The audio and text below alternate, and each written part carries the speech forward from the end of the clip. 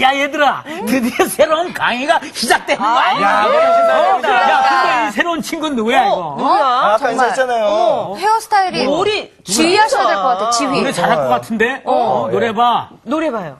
형제의 모습 속에 보이. 어머, 얼굴 야, 잘한다. 어쩜 이렇게 다르냐? 하나님 형상 아름다워. 계속해, 잘한다, 계속해. 잘한다. 더. 귀한 주의 자녀. 음을 높게 잡았어, 처음부터. 아이고. 야, 하셨습니다. 근데 오빠, 오늘 새로 오시는 목사님 소문 들었어? 왜, 뭔데? 너무 잘생기신 분이래. 아니, 맞아, 잘생겼다고 목사님이 미남이시래. 저처럼 생겼어요? 아, 저처럼? 그렇게 생기면 큰일 나잖아. 왜요? 나는 유머스러운 남자가 좋단 말이야. 유머스러운 목사님 오셨으면 좋겠어. 그것도 아니, 중요하시나.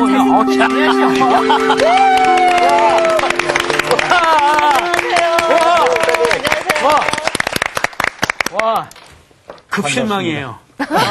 너무 잘생기셨어. 아니, 저랑 비슷하게 생기셨는데. 안녕하세요, 목사님. 어쨌든 뭐 생긴 거 가지고 시작을 해주셔서 할 말이 없네요. 근데 보니까 저 뒤에서 보니까 오늘 신입생이 있다고 노래시키고 그러던데 예, 네. 맞습니다. 목사님도 하셔야죠. 예, 하셔야죠. 해야 되는 거예요? 그럼요. 율동까지 시키면은 섞어서 끝날 해주세요. 때까지 하거든요. 근데 보니까 상훈 씨는 굉장히 오래됐죠. 예, 예. 그러니까 공부를 잘 못해서 낙제한 거고. 그렇죠. 맞습니다. 오, 목사님. 맞죠? 굉장히 예리하신데. 역시 선생님의 귀를 눈은- 죽이시는데. 야. 미란 씨는 지금 휴학했다가 복학을 한 거고. 그래서 군대 갔다 왔죠. 그렇구나. 장교 출신이야. 장교. 그러니까 나온 씨는 재학생이고. 네. 정규 씨는 편입생이네요. 네네. 다양한 학생들이 지금 네. 목사님 다 끼고 계셔. 목사님 뭘 모르시는 거죠? 도강생이죠. 도강생이에요. 이 친구는 동강생이에요. 아니, 신입생이에요, 신입생. 예, 저는요, 좀 이렇게 빨리 올라왔어요. 검정고시로. 예. 오케이. 여러분 오늘부터 이제 성수학당 통해서 우리들이 굉장히 멋진 신앙의 여행을 시작하려고 합니다. 오늘 수업 10계명 1강 계명을 주신 하나님은 누구신가? 여러분 이 얘기가 어디에서 나온 얘기인지 한번 생각해 보세요. 네. 인생길의 절반을 지나 어두운 숲속에 있음을 알았으나 어긋난 길에 서 있었다. 이거 어디에 나오는 말일까요? 그거 제가 생각했을 때는, 김기석 선생님의 어록에서 나오지 않았을까. 예. 제가 봤을 때는, 예. 지금 이 자리에서 나온 것 같습니다. 이 자리에서. 아하, 맞습니다. 이 자리에서 나왔는데 이게 뭐냐면은 단테의 신곡의 첫 대목입니다. 단테 신곡의 첫 대목이에요. 그러니까 여기 보니까 인생길의 절반 정도는 보내신 것 같아요. 아니요, 전 아직 안 보냈어요. 아직 안 보냈어요? 예, 예. 알았어요. 검정고시로 올라왔기 때문에. 검정고시로. 오케이. 왜 기증을? 보냈다고 해? 어쨌든 이 단테 신곡에서 첫 대목이 그렇게 나오거든요. 네. 인생의 절반을 지나고 어두운 숲속에 있는 것을 알았는데 어긋난 길에 있는 것을 내가 알게 됐다. 인생이라고 하는 것이 사실은 길찾기이죠. 내가 어디에서 어디를 향해 가고 있는가 끊임없이 물어야 하는 것이 인생인 거죠. 그런데 여러분 어떻습니까? 길 찾기가 쉬워요? 쉽지 않아요? 쉽지 않습니다. 어떤 때는 길을 알 것도 같은데 가다 보면 또 모르는 게 드러나고 그러죠. 길이 너무 많아요, 또. 길이 너무 많죠. 네. 정말 많은 길들이 있어가지고 우리들이 어느 길을 택해야 하는지 알 수 없을 때가 많아요. 그래서 옛날 사람들은 이런 얘기도 했습니다. 갈림길을 만나면 어느 쪽으로 가야 돼? 좌로 가야 돼? 우로 가야 돼? 걱정이 되죠. 네. 그러니까 잠시 그 앞에 멈춰 서서 생각하죠. 걸어온 길을 돌아보면서 내가 바로 걸어왔는가 한번 쉬고 다음에 내가 걸어가야 할 길이 어딘가 한번 생각해 본다는 거죠. 또 어떤 분은 그런 얘기도 했어요.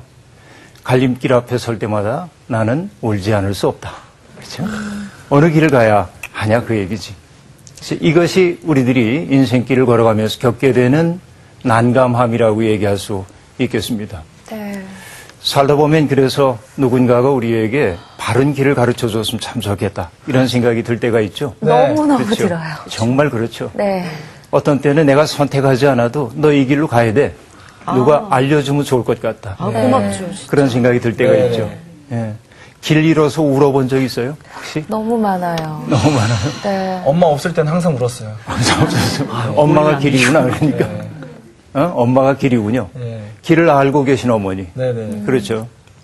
그런데 신앙생활을 한다고 하는 것은 어떤 걸까요? 아마 이 얘기 한마디에 있는 것 같아요.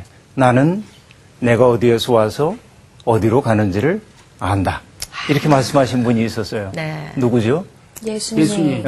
예수님이죠. 성경에 나오는 말이에요. 나오나요? 나올걸요? 그런가? 네. 이 김상훈 학생은 오랫동안 다녔는데도 이렇게 아직도 그걸 알지 못한다는 게 좀 문제가 있네. 그 하나님께서 저에게 주신 그 단점이 금방 잊게 하는. 야, 그 정말 감사한 일이네요. 그래서 계속 공부를 하게끔 하는. 네. 네. 단점이 아니라 그게 장점일 수도 있어요. 네. 또 장점이었을까? 그렇게 알고 사세요. 이거 그럼 분명히 건강에 좋대, 그게 건강에. 네, 그 말은 요한복음에 나오는 말이거든요. 네.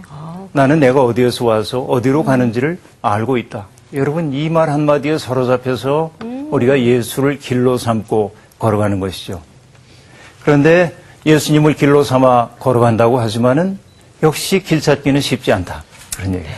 그래서 우리에게 지도가 있어야 합니다. 늘. 그렇죠. 네. 종교라고 하는 말이 여러분 어디에서 나온 말일까요? 종교라고 하는 한자어를 생각을 해보면 종이라고 하는 글자는 마루종자이고요. 그리고 교라고 하는 것은 가르침을 뜻하죠. 그런데 마루라고 하는 건 높다는 뜻이에요. 으뜸이라고 하는 뜻이기도 합니다. 종교라고 하는 말은 으뜸되는 가르침 그런 뜻이에요. 그렇죠? 우리가 기독교는 종교가 아니다 하고 말하기도 하지만 기독교 속에 종교적인 것이 있는 거죠. 으뜸되는 가르침이기 때문에 그렇습니다. 그런데 라틴어로 보면은 종교라고 하는 말은 레리가레라고 하는 말에서 나와요. 릴리전이라고 하는 단어가 거기서 나오거든요. 릴리전. 그러니까 리는 다시라고 하는 뜻이죠. 예. 아는 단어 나오니까 좋죠. 예. 다들 혀를 한 번씩 굴리고 있어요. 릴리전. 예. 발음이 괜찮았어요. 역시. 네, 리는 다시라고 하는 뜻이고, 그 다음에 리가레 하고 얘기했는데, 리가레라고 하는 말은 묶는다. 그런 뜻이에요. 묵다. 다시 묶다. 그렇죠? 어디에 묶는 걸까요, 우리들이? 어디에 묶는 거야? 붙들어 매는 거야? 네. 네. 아, 묶는다. 묶는다. 아, 저 먹는다라고. 왜 그래요? 네, 상훈 씨가 오래 다니는 까닭을 우리가 이렇게 짐작할 수가 있는 거죠. 모든 게 다 먹는 걸로 연결되는데. 다 이해가 돼요. 네. 왜 금방 이렇게 잊어먹고 계속 또 방금 먹었던 것 다시 또. 예. 뭐, 그래도 집에 가면 벗는다고. 목사님이 다 알고 계셔요. 네. 네. 어디에 묶는 걸까요? 우리들이, 정말 풀어져 가지고 사는 경우가 너무 많습니다. 그런데 본질적인 것에 우리를 붙들어 맨다. 그런 뜻이겠지. 그렇죠? 본질적인 게 뭐예요? 기독교적인 용어로 얘기하자고 한다면 하나님의 마음에 우리의 마음을 붙들어 맨다. 이런 뜻이라고 볼 수 있겠죠. 다시 묶는 거죠. 거기에다가. 네. 그런 얘기죠. 네. 나는 신앙생활이라고 하는 걸 뭐라고 생각하냐면 하나님의 마음에 우리의 마음을 조율해가는 과정이다. 그렇게 생각합니다. 여기 보니까 우리 상훈 씨는 노래하는 사람 아니에요. 예. 정규 씨도 노래하는 사람이잖아요. 네. 그러니까 노래를 부르기 전에 기타를 치게 되면 튜닝을 예. 하잖아요. 튜닝을 할 때 기준음을 어떻게 잡죠? 맨 위에 음을. 맨 위의 음을 예, 미를, 잡고 예. 미를 잡죠. 배음이 그런데 세팅. 뭘 보고 알아요? 기준음을 어떻게 알아요? 그 요즘엔 기계, 튜너가 그렇죠. 있습니다. 예. 튜너에 따라서 예, 그죠? 예. 그런데 만약에 이렇게 생각해 보세요.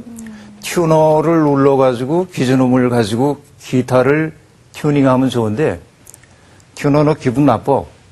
내 소리에 맞춰. 그럼 맞아요, 틀려요. 틀리죠. 이게 좀 말이 안 되는 얘기예요. 말이 안 되니까. 말이 안 되죠. 네. 전문적인 여러분들이니까 튜너가 있는데 그냥 개교회의 경우에 피아노가 있고 기타가 있어요. 그러면 기타 치는 사람이 선배입니다. 피아노 치는 사람이 후배예요. 그랬을 때 내가 선배니까 피아노 치는 사람한테 내 소리에 맞춰 하면 됩니까? 안 됩니까? 안 되죠. 예. 피아노 음을 맞추라고 하면 안 되지. 피아노 음을 기준음으로 삼고 기타를 조율해야 되는 거죠. 신앙생활이란 뭐냐? 하나님의 마음에 내 마음을 조율해가는 과정이어야 한다 하는 얘기죠. 기도도 똑같은 거예요. 그렇죠? 하나님 앞에 기도를 한다는 것은 내가 원하는 바가 이런 것이니까 하나님 마음 바꾸셔서 내게 이것 해주세요라고 청하는 게 아니라 하나님이 기뻐하시는 일이 뭘까를 생각하고 거기에 따라서 내 삶을 조율해가는 과정이 신앙생활의 과정이다. 오케이? 네. 네, 오케이. 예. 이게 이제 굉장히 중요한 거라고 생각해요. 그러면 하나님의 말씀에 대해서 우리들이 잘 알아야 하는데 지금부터 저와 더불어 여러분이 여행을 떠나게 될 것은 신앙의 기초에 대한 공부들을 해나갈 겁니다. 네. 그래서 십계명에 대한 이야기 여러분 잘 알고 있다고 생각하지만 십계명이 가지고 있는 아주 근본적 정신이 어디에 있는지에 대해서 공부하게 될 거예요. 기대가 좀 되죠? 네. 자, 여행이라고 얘기했는데 우리가 여행한다고 얘기를 했는데 이 여행은 그냥 여행이 아니라 순례의 여행이어야 합니다. 순례라고 하는 것은 거룩한 장소를 향해 나아가는 것이죠. 중세의 속담에 재미나는 속담이 하나 있어요. 그게 뭐냐면 여행자는 요구하고 순례자는 감사한다. 그런 말이에요. 네. 말이 기억이 됩니까? 기억이 돼요. 네. 근데 느낌도 옵니까? 어떤 네. 얘기인지? 내가 인생을 여행자로 살게 되면 끊임없이 뭔가를 요구하게 돼. 누군가가 나의 필요에 응해줘야 합니다. 그렇죠? 그러니까 내 필요에 응해주지 않으면 불만이 생깁니다. 감사함이 없습니다. 그러나 순례자로 인생을 산다고 하는 것은 맞닥뜨리는 모든 삶이 순간이 중심이신 그분을 향한 여정이기 때문에 그 상황 모두가 감사한 것이 되는 거죠. 그러니까 우리가 여행자로서가 아니라 순례자로서 이 길을 함께 걸어가게 되는 거예요. 그래서 저는 그런 기대를 가지고 있습니다. 오늘 이제 우리가 첫 시간이니까 우리가 앞으로 함께 여행하게 될 이 십계명 성경을 한번 읽고 시작을 하는 게 좋을 것 같은데요. 네. 출애굽기 20장의 말씀을 20장의 말씀 1절부터 17절까지의 말씀인데 오늘 이거 다 하는 거 아니지만 그래도 전체적으로 한번 읽었으면 좋겠는데요. 어떻게 읽으면 좋을까요? 네 분이 적절히 나눠가지고 네. 한번 읽어주시죠. 네. 제가 1절씩 읽겠습니다. 네. 자, 하나님이 이 모든 말씀으로 말씀하여 이르시되 나는 너를 애굽 땅 종되었던 집에서 인도하여 낸 내 하나님 여호와니라. 너는 나 외에는 다른 신들을 내게 두지 말라. 너를 위하여 새긴 우상을 만들지 말고 또 위로 하늘에 있는 것이나 아래로 땅에 있는 것이나 땅 아래 물속에 있는 것에 어떤 형상도 만들지 말며 그것들에게 절하지 말며 그것들을 섬기지 말라. 나 내 하나님 여호와는 질투하는 하나님인즉 나를 위하는 자의 죄를 갚되 아버지로부터 아들에게로 3, 4대까지 이르게 하거니와. 나를 사랑하고 내 계명을 지키는 자에게는 1000대까지 은혜를 베푸느니라. 너는 내 하나님 여호와의 이름을 망령되게 부르지 말라. 여호와는 그의 이름을 망령되게 부르는 자를 죄 없다 하지 아니하리라. 안식일을 기억하여 거룩하게 지키라. 엿새 동안은 힘써 내 모든 일을 행할 것이나 일곱째 날은 내 하나님 여호와의 안식일인즉 너나 내 아들이나 내 딸이나 내 남종이나 내 여종이나 내 가축이나 내 문 안에 머무는 객이라도 아무 일도 하지 말라. 이는 엿새 동안에 나 여호와가 하늘과 땅과 바다와 그 가운데 모든 것을 만들고 일곱째 날에 쉬었음이라. 그러므로 나 여호와가 안식일을 복되게 하여 그 날을 거룩하게 하였느니라. 내 부모를 공경하라. 그리하면 내 하나님 여호와가 내게 준 땅에서 내 생명이 길리라. 살인하지 말라. 간음하지 말라. 도둑질하지 말라. 내 이웃에 대하여 거짓 증거하지 말라. 내 이웃의 집을 탐내지 말라. 내 이웃의 아내나 그의 남종이나 그의 여종이나 그의 소나 그의 나귀나 무릇 내 이웃의 소유를 탐내지 말라. 아멘. 자, 여러분 여기 이제 십계명 앞으로 우리가 순례 여행을 떠나면서 길잡이로 삼아야 할 말씀들을 읽게 됐는데 여기서 가장 중요한 대목이 어디에 있냐면 2절에 나오는 말씀입니다.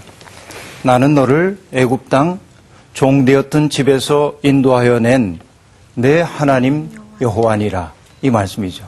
참 중요한 것이 뭐냐면 십계명을 이해하기 위한 가장 기본적인 생각은 우리가 십계명을 주신 하나님이 어떤 분인지를 아는 데 있어요.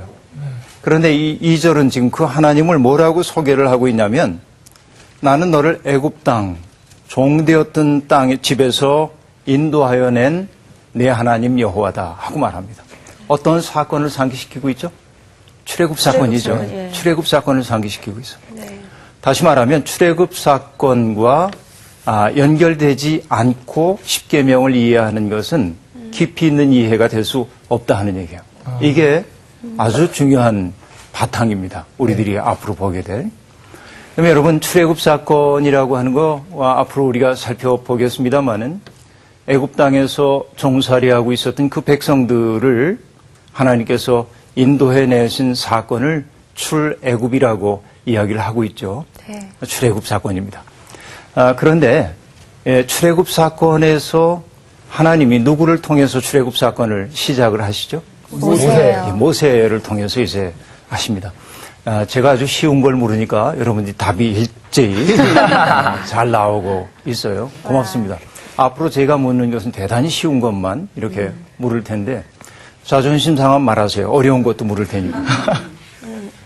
한번 해볼까요? 아니요. 쉽지 않을 것 같은데요. 그래요? 네. 고맙습니다. 그러면 여기에서 우리들이 봐야 될 것이 뭐냐면 출애굽 사건에 대한 이해를 해야만 그 하나님이 어떤 하나님인지를 알 수 있어요. 그렇죠? 출애굽을 시작할 때 하나님께서 선택하여 세운 사람은 모세입니다. 하나님이 모세를 만났던 그곳이 어디였죠? 시내산.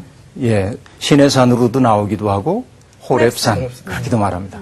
사람들은 다른 산이라고 말하기도 하고 같은 산이라고 말하기도 합니다. 그런데 어쨌든 호렙산이라고 하는 곳에서 모세가 하나님을 만나는 것을 알 수 있습니다. 그런데 여러분 재미있죠. 뭐가 재미냐면 고대의 신들이 머물고 있던 곳들을 보면 대개 도시 속에서 머물고 있는 것으로 되어 있습니다. 고대 신들이 대개 그렇죠. 신전들이 사람들이 많이 모이는 곳에 있죠. 제도화된 종교이기 때문에 그렇습니다. 그런데 성경에서 지금 소개되고 있는 야훼 하나님은 아무도 살지 않는, 그렇죠. 들짐승들만 가끔 왔다 갔다 하고 있는 그 허허로운 광야 호렙산에서 모세를 부르셨다. 뭔가 좀 남다른 데가 있는 것을 우선 알 수 있습니다. 그런데 어쨌든 이 하나님은 어떤 분이냐면 그 당시의 세계에 알려지지 않은 존재야. 그렇죠? 그래서 그분이 지금 모세를 만나고 있는 것이 이 허허롭기 이를 데 없는 호렙산이라고 하는 광야였다 하는 얘기죠. 이게 참 재미나는 부분이라고 우리들이 볼 수 있습니다. 그런데 그 장소는 또한 비종교적인 장소이기도 합니다. 종교적으로 거룩한 장소들이 있다고 생각했거든요. 옛날 사람들은. 앞으로 우리들이 살펴보겠습니다만 옛날에 어른들이 어떤 신에게 빌기 위해 찾아가는 것들을 보면 그쵸. 특별한 장소들이 있었어요. 네. 그렇죠? 네. 그런데 이분은 지금 그냥 산에서 만나 주셨다 하는 얘기입니다. 근데 하나님이 모세에게 오실 때 어떤 모습으로 오셨죠? 떨기 불꽃. 네. 그렇죠. 떨기. 예. 떨기나무 불꽃 속에서 사진 오셨죠. 아니에요? 떨기나무 불꽃 속에. 떨기나무 혹시 보신 적 있으세요? 못 봤는데요. 못 봤어요. 가시나무 이런 거 아닌가요? 가시나무 다시 비슷하죠? 엉경키. 엉경키. 이렇게. 예, 뭐 엉경키. 이렇게 만화 같은 거 보면 그렇게 나옵니다. 네. 예, 만화에서. 예. 뭐 엉겅키 같은 그 단연생 초본 정도는 아니고 네. 나무이긴 하지만 관목이에요. 높이 쭉 올라가는 나무가 아니라 이렇게 이렇게 넝굴져 있는 크지 않은 나무입니다. 떨기나무라고 하는 게. 그래서 여러분 촛대를 보면 이스라엘 사람들이 예배를 드릴 때 켜놓는 촛대를 보면은 요렇게 돼서 아, 예, 이렇게. 그렇죠? 네, 네. 그거 기억나시죠? 네. 그것이 떨기나무를 형상화한 것으로 보여요. 그 촛대 이름이 메노라라고 하는 것이거든요. 메노라. 메노라. 메노라. 메노라. 메노라. 제가 어디 가서 이 얘기 하니까 마누라. 저는 뭘 내놔라 이렇게. 저도 그렇게 들었는데. 그렇죠. 아, 근데 내가 이 얘기를 잘못했어요. 왜요? 왜냐면 메노라 여기까지만 하면 괜찮은데 네. 마누라 이 얘기도 농담으로 했더니 예. 메노라 기억을 못해요. 마누라만 기억. 마누라만 기억해요. 메노라. 무슨 뜻인가요? 상훈 씨도 곧 잊어버릴 거예요. 촛대라고 한 뜻인데, 메노라. 나 마누라. 마누라가 아니라, 메노라인데, 그 모양이 떨기나무 불꽃을 형상화해 놓은 것으로 보입니다. 거기에 불이 붙는 것이죠. 그러니까 성전 앞에 촛대를 해놨다고 하는 것은 뭐냐? 모세와 하나님이 만났던 그 첫 만남의 순간을 보여주는 것이기도 하죠. 그렇죠? 하나님이 현존하시는 장소 앞에 사람들이 서 있음을 상기시켜 주는 거예요.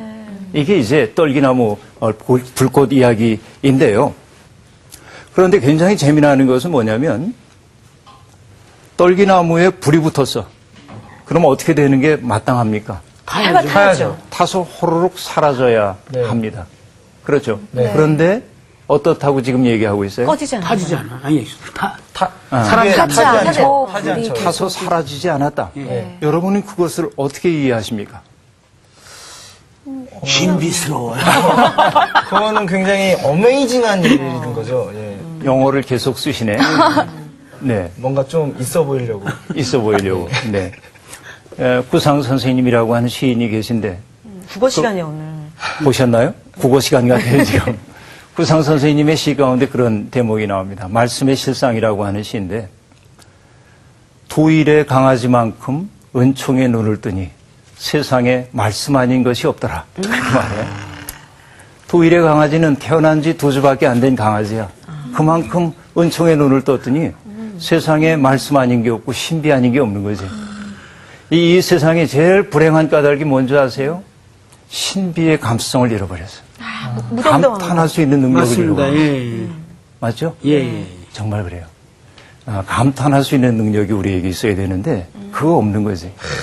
응? 떨기나무에 불이 붙어 있는 것으로 보이는데 사라지진 않아. 소멸하진 않아. 놀라운 일입니다. 그래서 모세는 거기에 다가가는 거예요. 가까이. 그런데 이상한 현상이잖아요. 그러니까 다가서긴 하지만 한편으로는 두려운 마음도 있었을 겁니다. 그렇죠? 가야 되나 말아야 되나? 한편으로는 안 갈 수 없는 끌림이 거기에 있어. 네. 그런데 선뜻 다가서기에는 두려움도 그 속에 있었겠죠? 네. 여기 내 두 단어를 얘기했어요. 하나는 두려움이고 하나는 매혹이야. 그렇죠? 끌림. 매혹과 두려움이야. 네. 이것이 뭐냐면 종교 체험의 본질입니다. 그래서 루돌프 오토라고 하는 종교학자는 이런 체험을 종교 체험을 노미노제적 체험 그렇게 말하는데 조금 어려운 말이죠. 노미노제. 누미노제 네, 누미. 체험이라고 얘기를 하고 있는데 그 누미노제적 체험의 두 가지는 하나는 매혹이고 또 하나는 두려움이야. 우리 인생에서 항상 그렇잖아요. 그렇죠. 이 매력과 사랑할 항상 때. 이 설레임과 이게 항상 이 두려움이 이게 항상 공존해가지고 어디를 갈 것인가, 어떻게 할 것인가 이렇게 하잖아요. 그렇죠. 맞아요. 그 무대를 올라가기 전에도 그런 마음이 있어요. 그래요? 예, 무대를 올라가기 전에 저 무대에 서면은 굉장히 이제 뭔가 그 느낌이 굉장히 설레고 하는데 설레고. 그 올라가기 전까지 되게 마음이 어려워요. 예, 살짝 두렵고. 난 우리 아내 봤을 때 그랬어. 아이고. 두렵기도 하면서. 또 시작한다. 자, 굉장히 중요한 얘기들을 했는데 이게 우리 일상적 경험이에요. 네. 그렇죠. 두려움과 매혹이라고 하는 것은.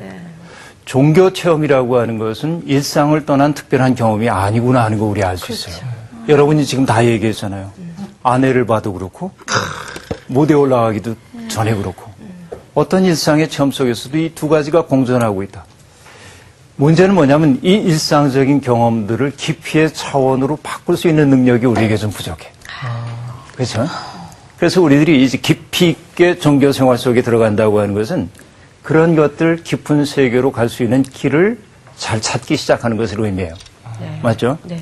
자, 어쨌든 모세가 그 앞에 두렵고 떨리는 마음으로 한편으로는 매혹되는 마음으로 다가가고 있었을 때 그 불꽃 속에서 소리가 들려옵니다. 미란 씨가 한번 해주세요.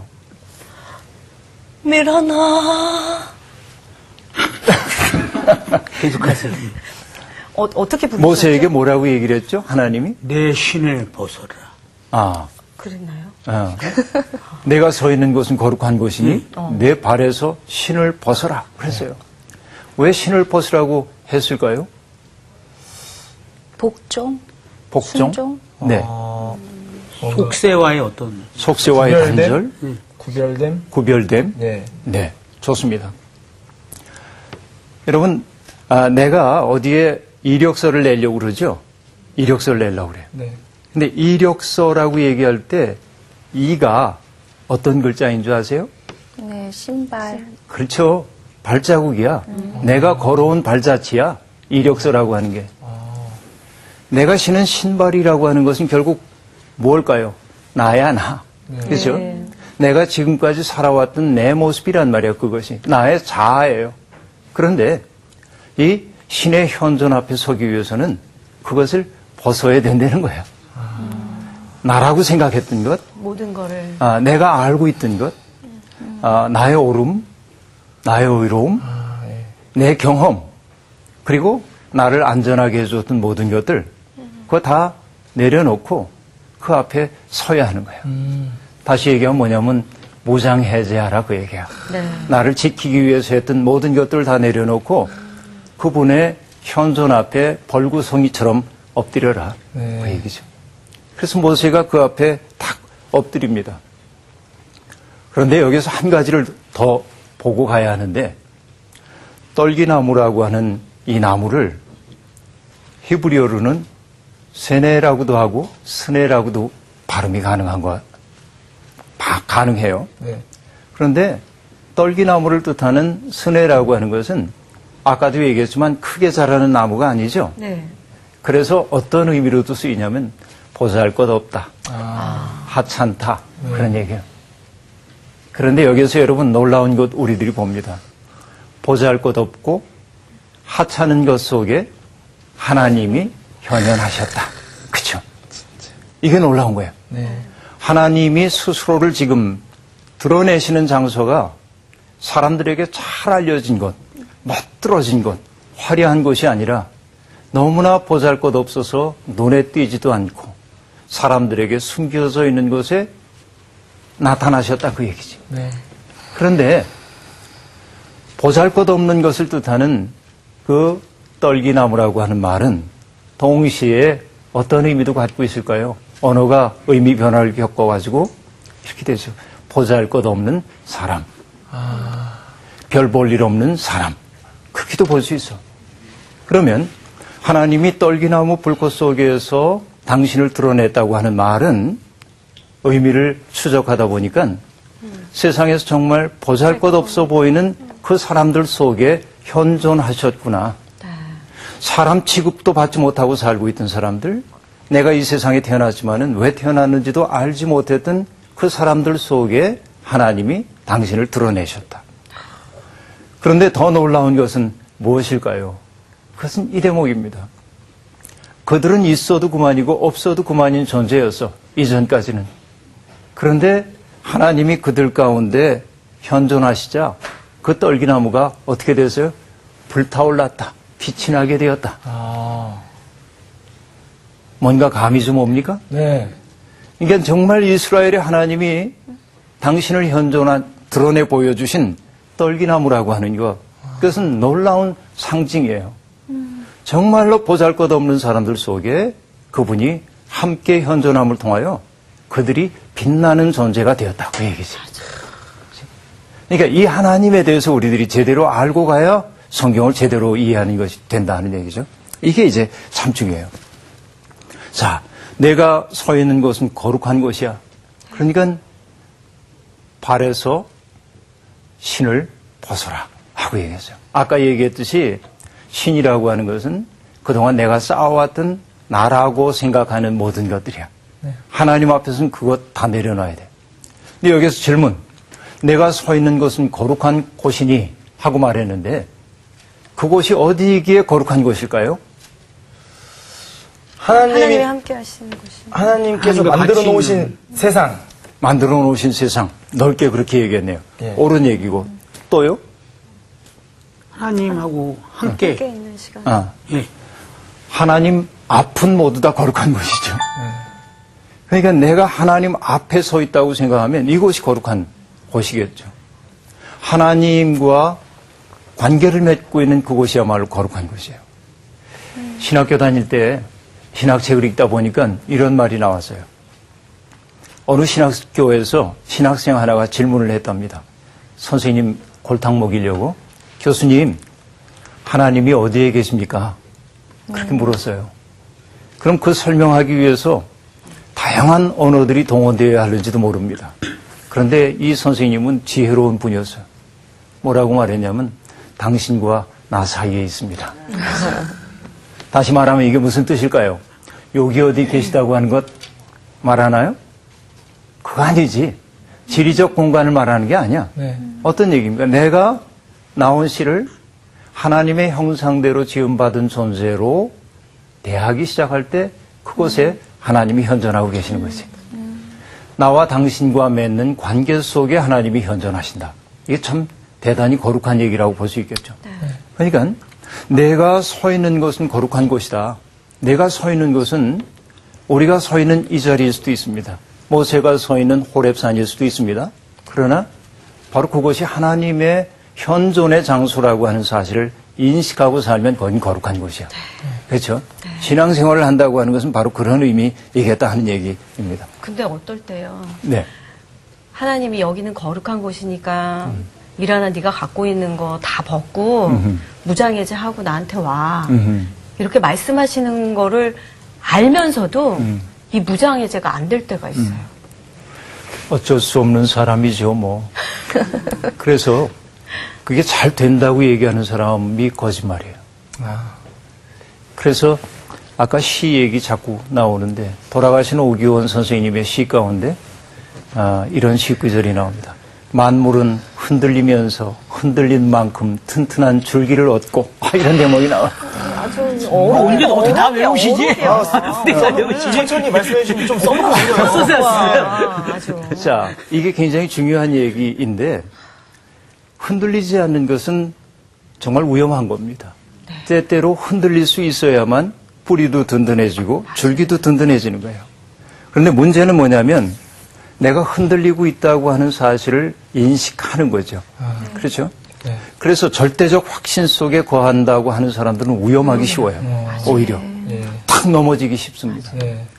근데 나의 나약함을 알고 나의 연약함을 알고 내가 또 실수했구나. 내가 또 넘어졌구나. 그렇게 반성하게 될 때 하나님의 은총이 그 속에 개입하기 시작하거든요. 이게 굉장히 중요한 일이라고 봐요. 자, 그런데 그 다음에 이제 우리들이 봐야 될 것 무엇입니까? 하나님이 당신의 계획을 모세에게 말씀을 하시죠. 어떤 계획을 지금 말씀을 하시죠? 내가 내 백성들을 해방시켜야겠다 하는 계획을 말씀을 해주고 있어요. 그렇죠? 그래서 성경에는 거듭해서 애굽 땅에서 고통받고 있는 사람들에 대한 이야기가 등장하고 있는 것을 볼 수 있습니다. 그런데 성경의 하나님은 정말 놀라운 분입니다. 어떤 분이냐면 애굽에서 내 백성들이 신음하는 소리를 내가 들었다. 그들이 고통받는 모습을 내가 보았다. 그래서 내가 내려가서 이 잘못된 세상의 모습을 바꾸려고 한다. 그런 얘기예요. 자, 세상에서 들려오고 있는 신음소리를 들으셨어요. 자, 그래서 어떤 분이 이렇게 얘기합니다. 하나님은 세상에서 들려오는 신음소리를 당신의 나라가 임하소서라는 기도로 들으신다. 그렇게 말합니다. 네? 이게 참 중요한 얘기죠. 성서의 하나님을 인식하는데 정말로 중요한 얘기입니다. 이것이. 그러니까 이 땅에서 들려오고 있는 사람들의 고통스러운 신음소리를 당신의 나라가 임하소서라는 기도로 들으시는 하나님. 이 하나님 믿고 의지하니까 좋잖아요. 네. 그렇죠? 그러니까 하나님 앞에서 울어도 돼. 그 말씀 드니까 마음이 굉장히 감동이 확 밀려오네요. 눈이 촉촉해졌어요. 네. 잘 보이시죠, 제 눈이? 네. 잘 보여요? 네, 좀 더 크게 뜰게요. 네, 고마워요. 이게 참 우리가 하나님을 이해하는데 굉장히 중요한 부분이라고 생각이 돼요. 우리가 믿는 하나님은, 성서가 얘기하고 있는 하나님은 땅에서 들려오는 신음소리를 기도로 들으시는 분이다 말이죠. 그러니까 우리가 기도의 형태를 갖추어가지고 하나님 이러저러 합니다 하고 말하기도 전에 너무 힘들어. 어휴, 이것도 하나님은 기도로 들으시는 거지. 여러분, 엄마들을 보면요, 신기합니다. 아기가 옹알이를 하잖아요. 다 알아들어. 다 알아들어. 그랬어. 그죠? 그랬어. 그러니까 아이들이 옹알이를 하든지 울든지 엄마는 애가 필요한 게 뭔지 다 알아요. 이런 거지. 하나님도 심지어 이야기도 해요. 이야기도 하죠. 예, 정말 그런 거 알 수 있어요. 애기도 안 길러보고 어떻게 알아요?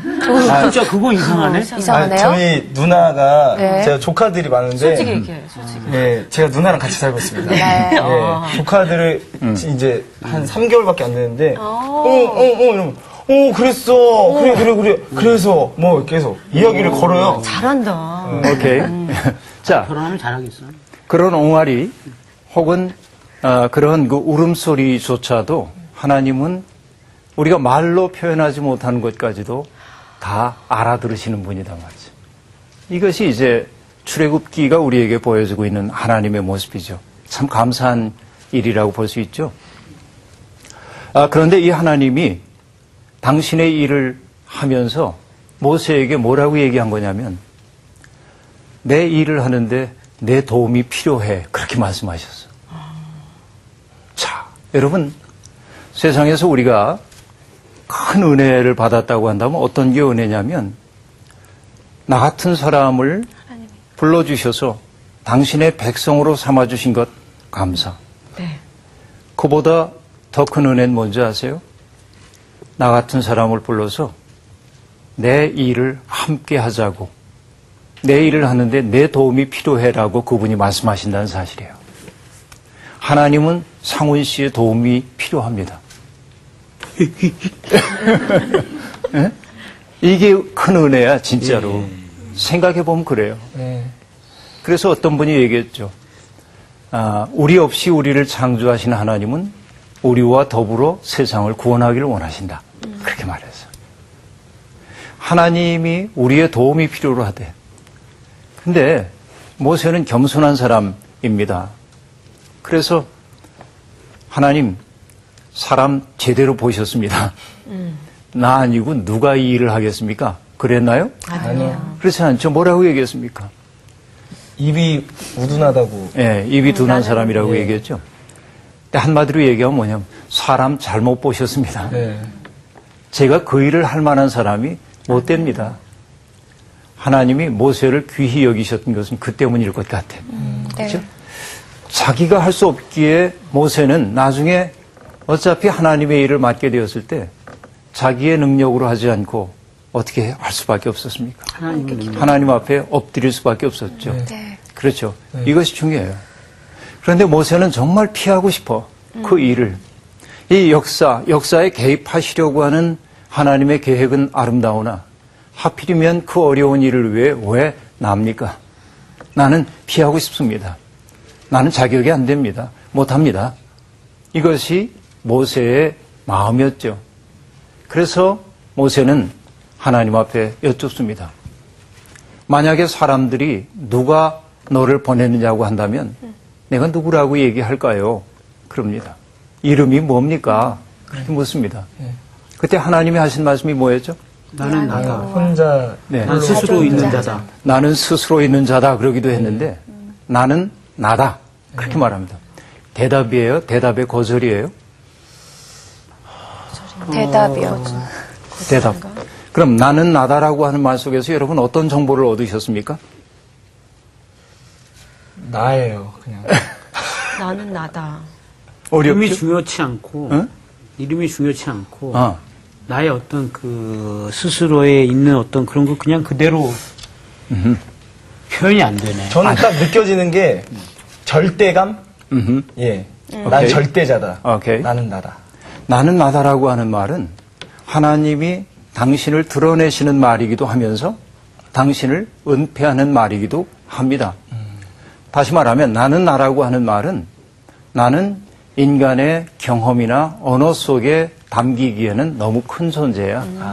그렇죠? 네. 인간이 어떤 좁은 언어라고 하는 규정 속에 담기에는 너무 큰 존재야. 네. 그러니까 하나님은 대답을 거절하신 것처럼 보이기도 합니다. 그러나 그 다음에 나오는 얘기가 있죠. 뭐라고 얘기하냐면 나는 내 조상 아브라함의 하나님, 이삭의 하나님, 야곱의 하나님이다 하고 말합니다. 다시 말하면 뭐예요? 아브라함과 이삭과 야곱이 그 나그네 세월, 고통스러운 세월을 함께 걸어가게 될 때 그들의 삶 가운데 개입하고 그들에게 약속한 것들을 이루어갔던 하나님이다 하는 뜻이죠. 바로 이것이 출애굽의 하나님입니다. 많이 이해가 되셨나요? 네. 네. 질문 있으세요? 아닙니다. 당장 없다고 그래요? 네. 아니요, 네. 너무 잘 가르쳐 주세요. 그냥 계속 듣고 싶어요. 예, 예. 그래서 고로 네. 모세야 나는 너의 하나님이다. 그렇죠. 그 말씀이시죠. 네, 네. 네. 의미의 네, 잘 정리를 해주셨어요. 그러면 오늘 강의는 마치도록 하겠습니다. 벌써 끝났나요? 벌써 시간 잠깐만요. 끝났어요. 고마워요. 감사합니다. 시간이 가는 줄 몰랐어.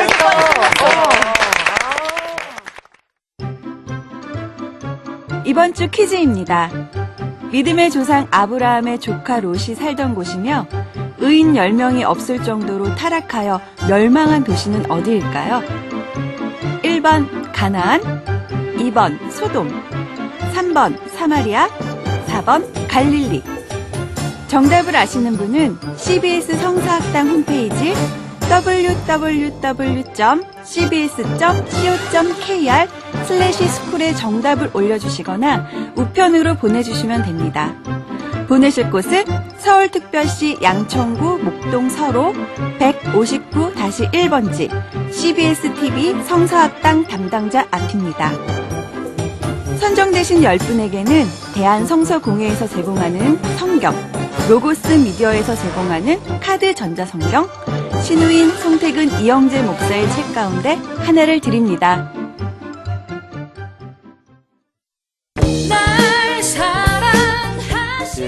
귀한 분들하고 첫 번째 강의를 하게 됐습니다.